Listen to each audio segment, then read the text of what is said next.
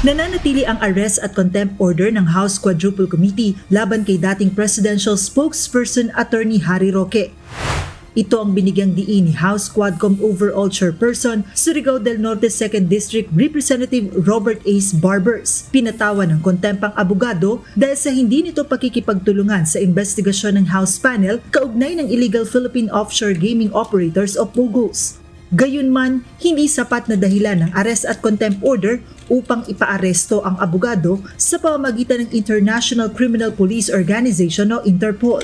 Yung jurisdictional kasi yung contempt order ng House nasa Pilipinas lang yun.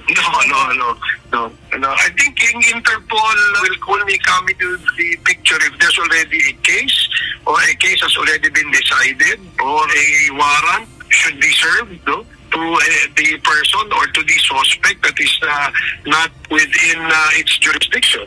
Nang matanong naman ng media si Palace Press Officer Undersecretary Claire Castro hinggil sa presensya ni Attorney Roque sa The Hague, Netherlands.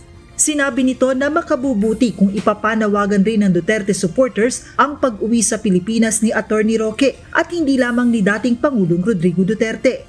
I cannot speak in behalf of the Quadcom, in behalf of the House of Representatives because it's the arrest warrant ng House ang hindi napapatupad dahil sa pagtatago ni Atty. Harry Roque.